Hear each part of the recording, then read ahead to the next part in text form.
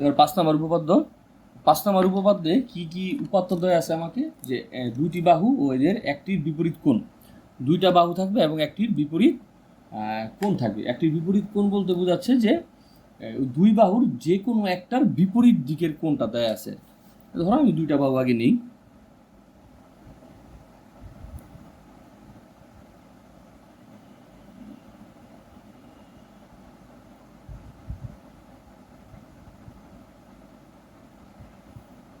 এক বাহু, আরেকটা বাহু আমি নেব না, এখনো আমি বলতেছি যে ওইটা না নিয়ে আমরা অবস্থা বুঝে ব্যবস্থা নিব।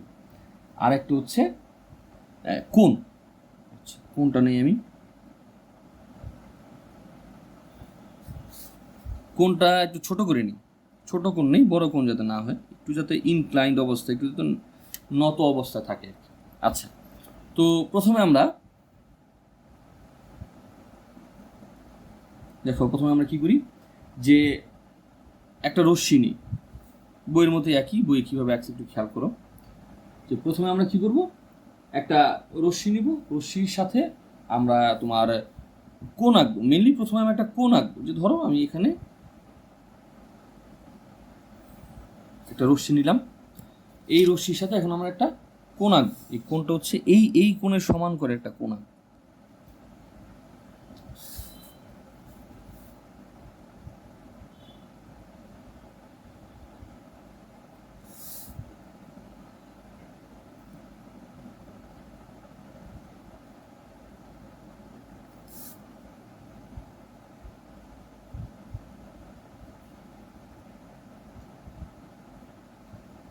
অর্থাৎ একটা কোণ আঁকা হলো, যেই কোণটা আমার আগে থেকে দেয়া ছিল।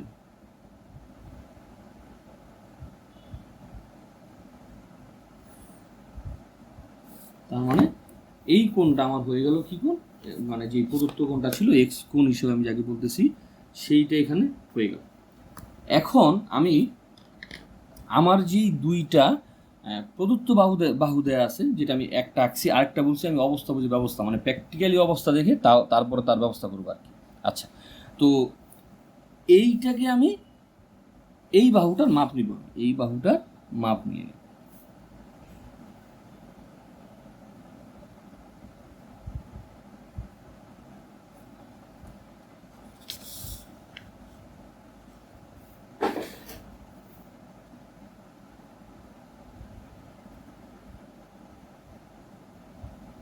এই বাহুটার মাপ নিলাম। তাহলে এখানে আমি ত্রিভুজের, আমার যে ত্রিভুজটা তার একটা বাহু এখানে স্থাপন হয়ে গেল, আর একটা কোণ এখানে স্থাপন হয়ে গেল। এখন একটা জিনিস খেয়াল করো, যে বলছে দুই বাহু এবং এক কোণ, এবং ওই কোণটা হবে যে কোণ, ওই কোণটা হবে একটা বাহুর বিপরীতে। তার মানে আরেকটা বাহু বাকি আছে, কোণ হচ্ছে এই জায়গায়, তার মানে অবশ্যই এই বাহুটা এই কোণের বিপরীতে হবে, অর্থাৎ এই বরাবর হবে, এই বরাবর যে কোনো এক জায়গায় হবে। তাহলে আমি এই শীর্ষবিন্দু থেকে ওই বাহুটা আঁকবো। প্র্যাকটিক্যালি একটু বুঝে অবস্থা বুঝে ব্যবস্থা করবো আর কি।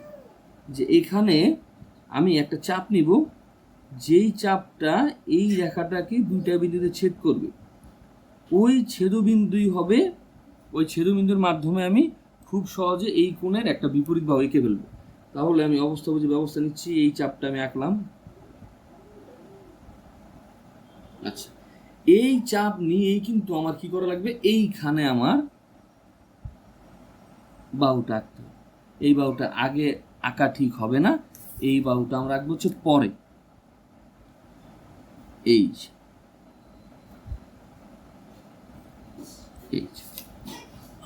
তার মানে এইখানে আমি একটা তোমার ছেদবিন্দু পেলাম, এইখানে একটা ছেদবিন্দু পেলাম।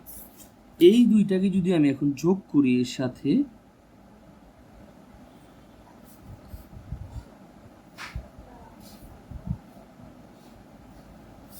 হ্যাঁ, তার মানে এই বাহুটা আমার যেই তোমার প্রদত্ত উপাত্তগুলি ছিল এর মধ্যে এই বাহুটা এইখানে কিন্তু স্থাপিত হয়ে গেল, এই যে এইটা অথবা কি এইটা। তার মানে এখানে আমার ত্রিভুজ হচ্ছে দুইটা, একটা হচ্ছে এ বি বিন্দু, আর একটা সি, আর একটা হচ্ছে এ বি সি প্রাইম। অর্থাৎ আমার ত্রিভুজ হচ্ছে দুইটা, একটা হচ্ছে এ বি সি, এই এবিসি ত্রিভুজে আমার প্রদত্ত কোণ হচ্ছে এক্স কোণ আছে, এবং একটা বাহু, এই বাহুটা সেটা এখানে আছে, এবং এই কোণের বিপরীত বাহু এই বাহুটা যেটা এখানে আছে, যেটাকে আমরা আগে থেকে নেই অবস্থা বুঝে ব্যবস্থা করছি। আবার আরেকটা ত্রিভুজ যেটা এখানে উৎপন্ন হয়েছে এ বি সি প্রাইম, এই ত্রিভুজের মধ্যেও এক্স কোণটা আছে, এ বি বাহুটা এই বাহুটা আছে, এবং এ সি প্রাইম যে বাহুটা এটা এই বাহুটা আছে। অর্থাৎ প্রদত্ত উপাত্ত ভিত্তিক আমার ত্রিভুজটা আঁকা হয়ে গেল, এবং এই ত্রিভুজের মধ্যে এই ত্রিভুজ আঁকতে গিয়ে আমরা দুইটা ত্রিভুজ পেলাম। প্রদত্ত উপাত্ত দিয়ে আমরা দুইটা ত্রিভুজ আঁকতে পারি। এবার তোমরা বলতে পারো যে এইখানে আপনি এই বরাবর কেন প্রথমে বাহুটা নিলেন, এইটা নেওয়ার পর কেন আপনি চাপ নিয়ে বাহুটা আঁকলেন? এটাকে এইভাবে করা যায় না যে এই জায়গায় আমি বাহুটা নিব, তারপর এই জায়গা থেকে উপরে চাপ আঁকবো। হ্যাঁ, ওইটাও করা যায়। চলো আমরা এটা আরেকভাবে আঁকা শিখি। প্রথমে ওই একই ঘটনা, কীরকম, যে একটা রশ্মি নেওয়া হবে, নিলাম একটা রশ্মি,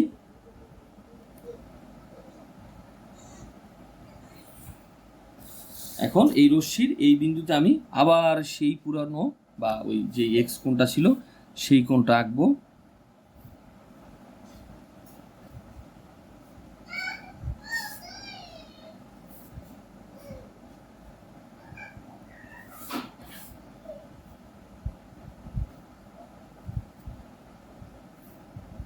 বিকল্প পদ্ধতিতে আমরা এখন ওই একই ত্রিভুজ আঁকতেছি একই উপাত্ত দিয়ে।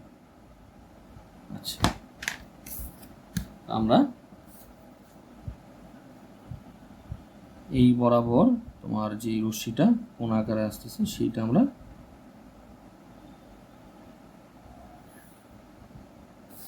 যোগ দিলাম।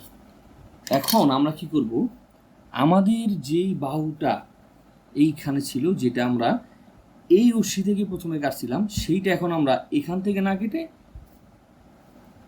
আগে যেটা ছিল এই যে এই বাহুটা, সেটা আমরা এই রশ্মি থেকে কাটছিলাম। এখন এই রশ্মি থেকে না কেটে আমরা এই বাহুর সাথে কাটবো। অর্থাৎ এইভাবে আমরা অন্যভাবে করার চেষ্টা করছি, যে ওই বাহু থেকেই কেন নিলে হবে, আরেকটা বাহু থেকে নিলে কেন হবে না। এই বাহু থেকে কাটলাম,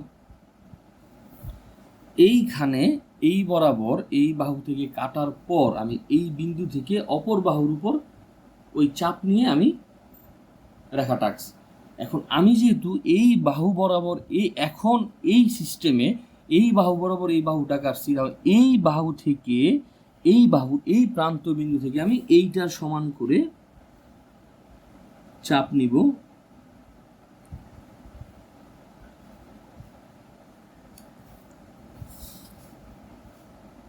এই এই এই তার মানে এইখানে যেই দুইটা বিন্দু তোমার ছেদ করলো, সেই দুইটা বিন্দু যদি আমি যোগ করি তাহলে আমার প্রদত্ত ত্রিভুজ হয়ে যায় অন্য একটা বিকল্প পদ্ধতিতে। এই ত্রিভুজের মধ্যে আমি দেখতে পাচ্ছি যে আমার এক্স কোণ হচ্ছে এই কোণ, এই বাহুটা হচ্ছে এই বাহু, এখন এই বাহুটা হচ্ছে এইটা হচ্ছে আমি বললাম এ, এটা এই জায়গায়, এইটা ছিল এ, এইটা আমি বললাম বি, তাহলে এইটা হচ্ছে বি, আর এখন এই জায়গাতে এইটা হচ্ছে বি। ঠিক আছে, কোণ, তার মানে আমি এখানে দুইটা ত্রিভুজ পেলাম, একটা হচ্ছে এ বি সি, আর একটা হচ্ছে এ prime B C. A B C এই ত্রিভুজের মধ্যে আমার প্রদত্ত কোণটা আছে, এবং এ বাহুটা আছে, এবং বি বাহুটাও আছে।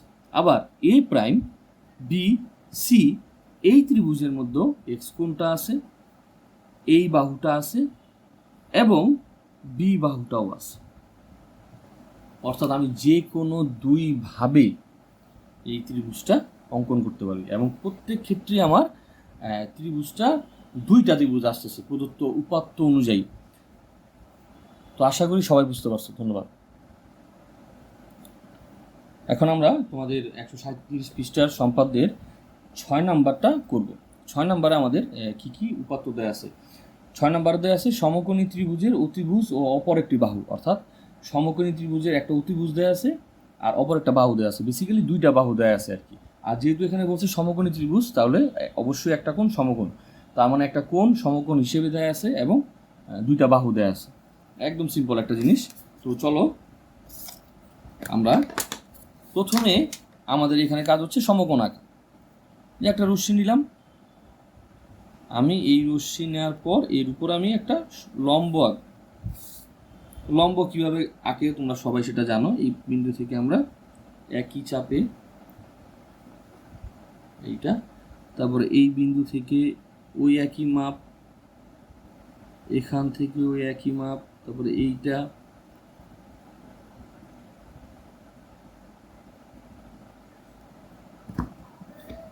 এখন আমি যদি এই বিন্দু এবং এই বিন্দু যোগ করি তাহলে আমি একটা লম্ব পাই।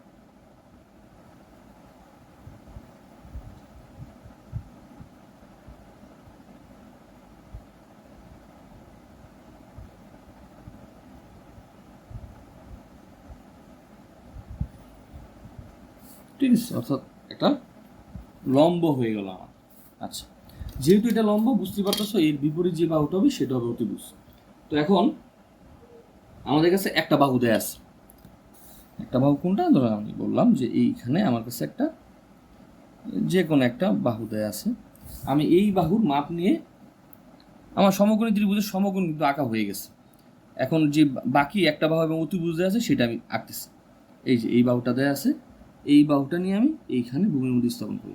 তার মানে আমার সমকোণও হয়ে গেল এবং ওই বাহুটাও আমি এখানে স্থাপন করে দিলাম। ঠিক আছে, এখানে 90 ডিগ্রি তো বুঝিয়ে গেছো যে এখানে 90 ডিগ্রি। এইটা আমি বলি এই বাহু, তাহলে এই বাহু এখানে হয়ে গেছে। আমার এখন লাগবে অতিভুজ, অথবা অতিভুজও কিন্তু আমার কাছে দেয়া আছে, কিন্তু এখানে আমি অবস্থা বুঝে ব্যবস্থা করব। অতিভুজটা কি হবে? সমকোণের বিপরীত হবে। সমকোণের বিপরীতে যদি অতিভুজটা হয় তাহলে এই প্রান্ত থেকে আমি আমার নিজের ব্যবস্থা অনুযায়ী, সৌন্দর্যের নীতি অনুযায়ী এইখানে দেখতে যদি সুন্দর হয় একটা চাপ নিব। তার মানে এই দুই বিন্দু যোগ করলে আমি কি পাই? অতিভুজটা পেয়ে যাই। তখন আমি আগে না এঁকে নিজের মতো করে অবস্থা বুঝে ব্যবস্থা নিয়ে চাপ দিই। তারপরে এই বিন্দুর সাথে আমি এই চাপের যে কোনো একটা অংশ যোগ করে দিব, তাইলেই সেটা হয়ে যাবে আমার যেই ব্যবস্থা নিয়ে আমি অতিভুজটা আঁকছিলাম, অবস্থা বুঝে ব্যবস্থা, সেই অনুযায়ী আমার অতিভুজটা আঁকা হয়ে। এখন আমার কাজ হচ্ছে এই বিন্দু এবং এই বিন্দু যোগ করা। এই হয়ে গেল আমার সমকোণী ত্রিভুজ। যেই সমকোণী ত্রিভুজে 90 ডিগ্রি আছে, এই বাহুটা এখানে আছে এবং এই বাহু বি এই জায়গাতে অতিভুজ হিসাবে উন্নীত হয়ে গেল। তুমি যদি আগে থেকে একটা মাপ অতিভুজে নিয়ে নিতে, ধরো তুমি একটা অতিভুজের মাপ নিয়েছো, ধরো অতিভুজের মাপ তুমি নিলে এতটুকু, তো অতিভুজের মাপ যদি এতটুকু নাও, প্রায় সময় দেখা যায় যে চিত্র আঁকতে সমস্যা হয়। কীরকম? যে এই জায়গা থেকে তুমি এই মাপটা নিলা, নেয়ার পর এইখান থেকে চিত্র আঁকতে গিয়ে দেখলা যে এইখানে চলে আসছে, তখন দেখলা যে তুমি এই চিত্রটা আঁকতে খুব বিশ্রী লাগতেছে। এই কারণে অবস্থা বুঝে ব্যবস্থা নিয়ে তুমি আগে সুন্দর মতো একটা মাপ নিবা, যাতে চিত্রটা দেখতে সুন্দর হয়। সেইটা আঁকার পর ওই মাপটাকে তুমি প্রতিস্থাপিত করো। তো আশা করি তোমরা বুঝতে পারছো। ধন্যবাদ সবাইকে।